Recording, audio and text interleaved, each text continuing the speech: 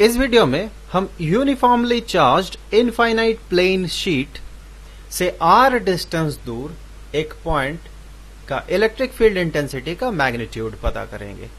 तो सबसे पहले हमें एक इनफाइनाइट शीट कंसीडर करना होगा। अब ये इनफाइनाइट शीट, इसका मतलब क्या ये सही मायने में इनफाइनाइट शीट है? अर्थात ये शीट इतना बड़ा है कि इसके जो डायमेंशंस हैं हम उसे मेजर ही नहीं कर सकते हैं? ऐसी बात नहीं है। एक्चुअली इन्फिनिटी ये एक कॉन्सेप्ट होता है। अगर आप एक पॉइंट को इस शीट के बहुत करीब कंसीडर करते हैं तो उस पॉइंट के रेस्पेक्ट में ये शीट एक इनफाइनाइट शीट की तरह बिहेव करेगा। इस मुद्दे पे हमने काफी चर्चा किया है एक वीडियो में।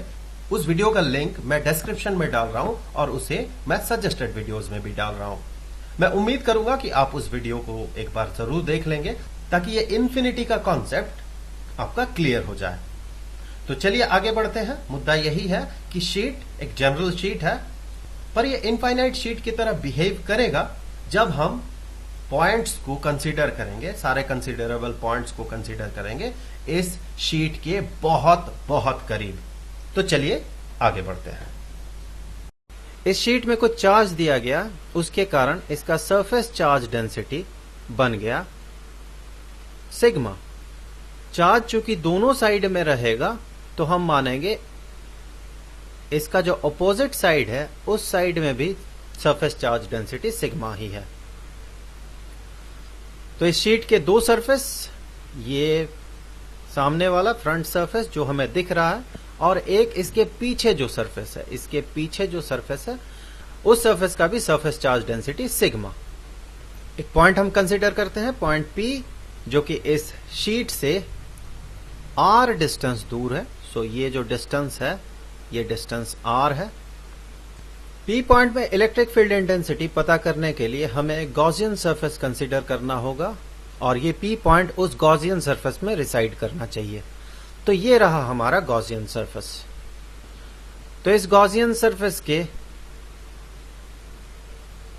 इस सरफेस में P पॉइंट रिसाइड कर रहा है। अब देखिए ये जो गॉसियन सरफेस है वो गॉसियन सरफेस इस शीट के इतना पार्ट को अपने अंदर कंटेन करके रखा है। चूंकि यह शीट अपने से बहुत करीब सिचुएटेड पॉइंट्स के लिए इनफाइनाइट शीट की तरह बिहेव करता है, तो जब इस शीट के बहुत करीबी रीजन को देखा जाए, बहुत ही क्लोज रीजन में, हमें दिखेगा कि इलेक्ट्रिक फील्ड लाइंस जो हैं वो एक दूसरे के साथ पैरेलल है और वो इस शीट से नॉर्मली आउटवर्ड्स है। अर्थात जो भाग, शीट का जो भाग ये गॉसियन सरफेस कंटेन करके रखा है उससे भी जो इलेक्ट्रिक फील्ड लाइंस निकलेंगे वो भी नॉर्मली आउटवर्ड्स होंगे।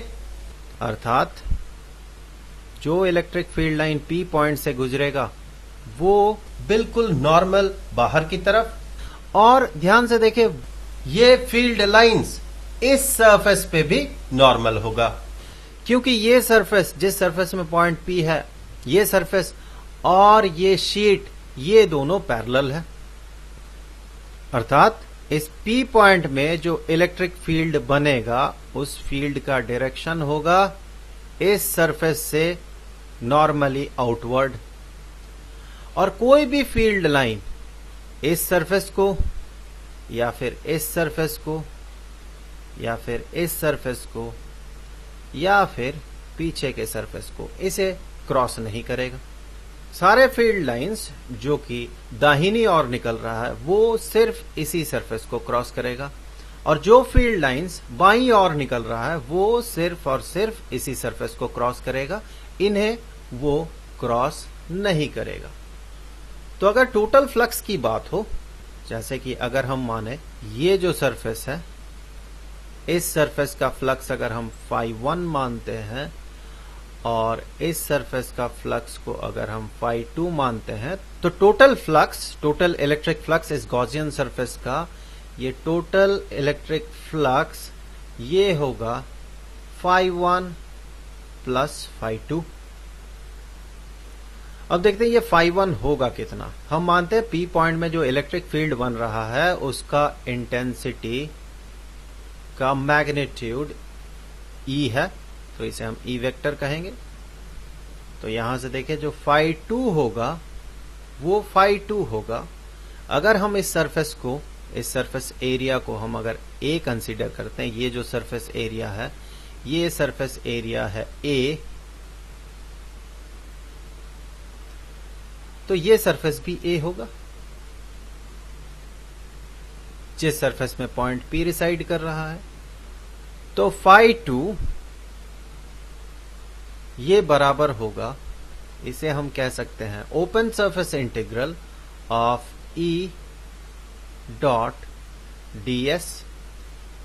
अब ds पता करने के लिए P के चारों तरफ हम एक छोटा सा एरिया कंसीडर करेंगे जिसका मैग्नीट्यूड ds होगा, और इसका डायरेक्शन भी नॉर्मली आउटवर्ड होगा, अर्थात ये E के साथ सेम डायरेक्शन में रहेगा। अर्थात हम कह सकते हैं इलेक्ट्रिक फील्ड का जो डायरेक्शन होगा P पॉइंट में, छोटा सा सरफेस वेक्टर का भी वही डायरेक्शन होगा। अर्थात इन दोनों का जब डॉट प्रोडक्ट हम इवैल्यूएट करेंगे तो उस डॉट प्रोडक्ट को इवैल्यूएट करते हुए हम कहेंगे ये open surface integral of E magnitude of electric field intensity into the magnitude of the surface into cos theta, जबकि थीटा यहां पर 0 होगा, कॉस थीटा होगा 1, सो इस 1 को हम यहां नहीं लिखेंगे। अब देखिए इलेक्ट्रिक फील्ड ये इस सरफेस के हर एक पॉइंट में ये सेम होगा। क्यों? क्योंकि हर एक पॉइंट शीट से सेम डिस्टेंस दूर है, r डिस्टेंस दूर है, तो ये E ds पे डिपेंडेंट नहीं होगा, तो इसे हम कह सकते हैं ये होगा E into surface integral of ds। तो ds को जब हम इंटीग्रेट करेंगे तो हमें क्या मिलेगा? हमें इस सरफेस का सरफेस एरिया मिलेगा, तो हम इसे कह सकते हैं E इंटू A। उसी तरह से देखें phi1 का जो वैल्यू होगा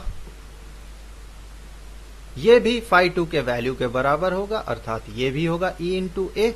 देखिए बिल्कुल आइडेंटिकल सरफेस है ये दोनों। तो टोटल इलेक्ट्रिक फ्लक्स इस गॉसियन सरफेस का, जो कि सिर्फ phi1 और phi2 से ही बना है, बाकी हर एक सरफेस का फ्लक्स 0 होगा, तो टोटल इलेक्ट्रिक फ्लक्स जो कि phi1 और phi2 के बराबर है, phi1 और phi2 के वैल्यू अगर हम यहां पुट करते हैं तो ये बन जाएगा 2 इंटू E इंटू A। अब देखते हैं गाउसेस थ्योरम क्या बताता है। गाउसेस थ्योरम के हिसाब से किसी गॉसियन सरफेस का टोटल इलेक्ट्रिक फ्लक्स ये बराबर होता है total charge enclosed by this Gaussian surface divided by epsilon not. यहां पर हमने एप्सिलॉन नॉट कंसीडर किया, इसका मतलब हम मान रहे हैं कि इस शीट के आसपास जो मीडियम है वो फ्री स्पेस है, अर्थात वो या तो वैक्यूम है या फिर एयर है। हमें पता है एयर या वैक्यूम दोनों का जो एब्सोल्यूट परमिटिविटी होता है वो बहुत क्लोज होता है, तो दोनों के लिए हम उसका वैल्यू एप्सिलॉन नॉट कंसीडर करते हैं। हम इससे कह सकते हैं, इससे आगे चूंकि हमें टोटल इलेक्ट्रिक फ्लक्स का वैल्यू पता है जो कि है 2 इंटू E इंटू A, तो उसे हम कहेंगे 2 इंटू E इंटू A, जो कि बराबर होगा Q बाई एप्सिलॉन नॉट के। अब देखते हैं ये Q होगा कितना। Q वो चार्ज है जिसे ये गॉसियन सरफेस एनक्लोज करके रखा है, तो इस गॉसियन सरफेस ने कितना चार्ज एनक्लोज करके रखा है? गॉसियन सरफेस ने उतना ही चार्ज एनक्लोज करके रखा है जितना चार्ज इस सरफेस में है। तो चूंकि इस सरफेस का सरफेस एरिया A है और इसका सरफेस चार्ज डेंसिटी सिग्मा है, तो charge enclosed is equal to sigma into A। और ध्यान से देखें, ये तो हम जो सरफेस विजिबल है इस सरफेस की बात कर रहे हैं, लेकिन पीछे भी तो एक सरफेस है जिसका सरफेस चार्ज डेंसिटी भी सिग्मा है, अर्थात जितना चार्ज इस सरफेस में रिसाइड कर रहा है, जो सरफेस हमें दिख रहा है, उतना ही चार्ज पीछे भी रिसाइड कर रहा है। तो ये बन जाएगा टोटल चार्ज एनक्लोज्ड हो जाएगा 2 into sigma into A divided by epsilon not. इसे इवैल्यूएट करते हैं। इससे आगे हम कहेंगे, यहां पर देखें ए और ए कैंसल आउट, 2 और 2 कैंसल आउट, तो हम कहेंगे ये जो इलेक्ट्रिक फील्ड इंटेंसिटी का मैग्नीट्यूड है ये बराबर होगा सिग्मा ओवर एप्सिलॉन नॉट के। यहां पर देखें इलेक्ट्रिक फील्ड इंटेंसिटी के मैग्नीट्यूड के एक्सप्रेशन में आर कहीं नहीं है, अर्थात ये पॉइंट पी चाहे यहां रहे या करीब रहे या और करीब रहे, इस शीट के बहुत करीब रहे, कोई फर्क नहीं पड़ता, इलेक्ट्रिक फील्ड इंटेंसिटी उतना ही होगा। हम कह सकते हैं इलेक्ट्रिक फील्ड इंटेंसिटी उतना ही होगा। क्यों? क्योंकि मैग्नीट्यूड तो बराबर हो ही रहा है, साथ ही साथ डायरेक्शन भी बिल्कुल सेम रहेगा इलेक्ट्रिक फील्ड इंटेंसिटी का। सारे इलेक्ट्रिक फील्ड इंटेंसिटी का डायरेक्शन देखें, ये अगर नॉर्मली आउटवर्ड हो सारे इलेक्ट्रिक फील्ड लाइंस, अर्थात हर एक पॉइंट से निकला हुआ इलेक्ट्रिक फील्ड का जो डायरेक्शन है वो सेम है। तो चूंकि हर एक पॉइंट में इलेक्ट्रिक फील्ड का मैग्नीट्यूड सेम और साथ ही साथ उनका डायरेक्शंस भी सेम, तो हम कह सकते हैं हर एक पॉइंट में इलेक्ट्रिक फील्ड इंटेंसिटी सेम है।